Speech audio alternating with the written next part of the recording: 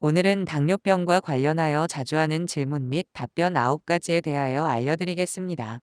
1. 당뇨병 진단 기준은 무엇인가요? 당뇨병은 혈액 속의 포도당이 세포 속으로 들어가 에너지원으로 이용되지 못하고 혈액 중에 비정상적으로 많이 남아 있어서 문제가 되는 질환입니다.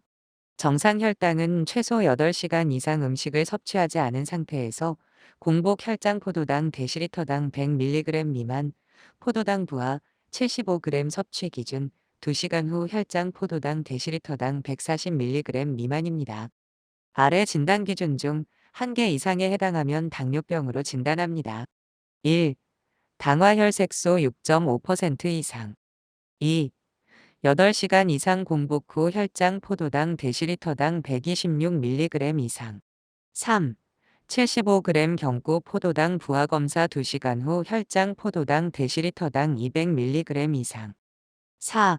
당뇨병의 전형적인 증상, 다뇨, 다음, 설명되지 않는 체중 감소이 있으면서 무작위 혈당 포도당 데시리터당 200mg 이상. 위 내용 중 1, 2, 3의 경우에는 서로 다른 날 검사를 반복해 확진해야 하지만 같은 날 동시에 2가지 이상의 기준을 충족한다면 바로 진단할 수 있습니다.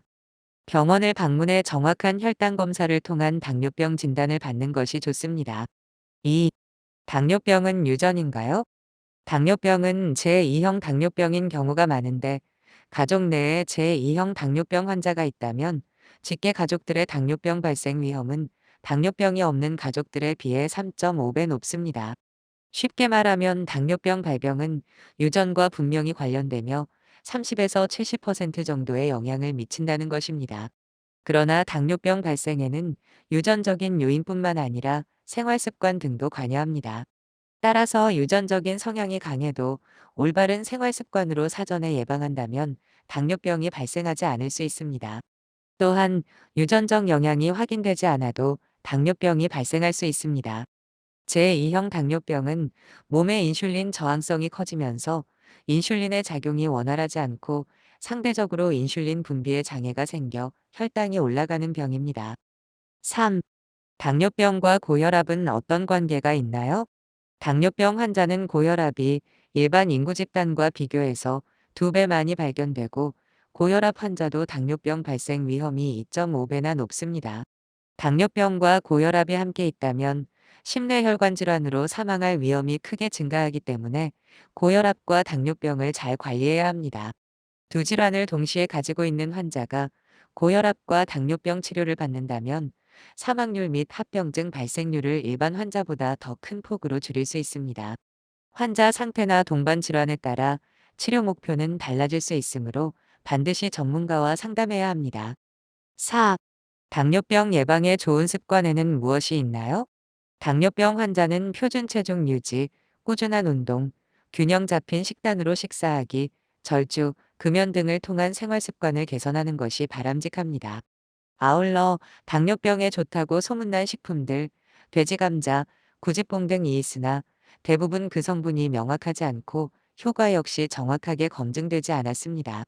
일부 진액 제품들은 설탕이 추가되어 오히려 혈당을 더 높일 수 있습니다. 또 많은 양을 복용할 경우 식품 자체에 부작용이 발생하거나 복용 중인 당뇨병 치료약물과의 상호작용으로 이상 반응이 나타날 수도 있으니 전문가와 상담을 통해 드시는 것을 권장합니다. 5. 당뇨병이 있으면 과일을 먹지 못하나요? 과일에는 비타민, 무기질, 식이섬유 등이 들어있어 건강한 사람에게는 과일을 많이 먹도록 권장하지만 당뇨병이 있는 경우에는 과일의 당 성분, 과당, 포도당 등이 혈당을 많이 올릴 수 있어 하루에 계획된 총 당질 섭취량을 감안해 적절한 양만큼 먹도록 권장합니다. 과일을 먹을 때는 주스나 즙의 형태보다는 섬유소가 풍부한 생과일로 먹는 것이 좋습니다. 일반적으로 당뇨병 환자는 하루 1, 2회 분량의 과일을 섭취하도록 권장하는데 1회 양은 사과 1개의 3분의 1 정도의 양입니다. 6. 당뇨병 전조 증상은 무엇인가요? 당뇨병이 있더라도 증상은 없을 수 있으므로 정기적으로 건강검진을 받거나 혈당을 검사하는 것이 중요합니다. 고혈당이 심한 경우 당뇨병의 3대 증상인 다음 다식, 다뇨 및 체력 저하, 피로, 무기력, 졸음 등의 증상을 호소하기도 합니다. 그리고 여성은 비뇨생식계통 감염이 흔해져 질염이나 방광염, 전신 가려움 등의 증상이 나타나는 경우가 많습니다. 7. 단 음식을 많이 먹으면 당뇨병에 걸리나요? 단 음식을 많이 먹는다고 당뇨병에 걸리는 것은 아닙니다. 그러나 흔히 먹는 단 음식은 열량이 높은 반면 우리 몸에 필요한 영양소는 적고 비만의 위험성이 높아 피하는 것이 좋습니다. 비만이 제2형 당뇨병의 주된 원인이라는 것은 이미 잘 알려져 있습니다. 비만일수록 당뇨병의 발생 위험은 높아지는데 고도비만인 사람은 정상 체중의 사람보다 10년 후 제2형 당뇨병 발생 위험이 80배나 높습니다.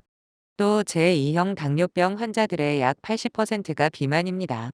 당뇨병이나 정상과 당뇨병의 경계에 있는 환자들은 단 음식, 특히 단 음료, 사탕, 단 과자 등 섬유질은 거의 없고 달기만 한 음식을 먹으면 혈당이 급격히 상승해서 상태가 악화될 수 있으니 주의가 필요합니다.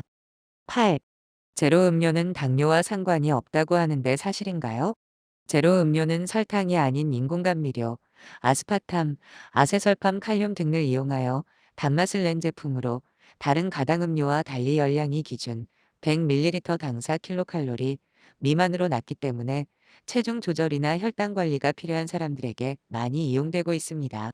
건강 증진을 위해 설탕과 같이 정제된 당류를 함유한 음료나 음식 섭취를 줄이도록 권장하고 있지만 설탕 대신 열량이 없는 인공감미료를 사용했을 때 혈당 개선이나 체중 감량의 효과는 입증되어 있지 않습니다.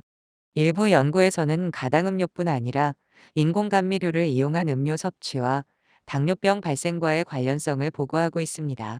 따라서 평소 설탕이나 꿀, 각종 시럽 등의 첨가당이 포함된 음료수를 즐겨 마시던 습관이 있다면 물로 대신하는 것이 가장 좋습니다.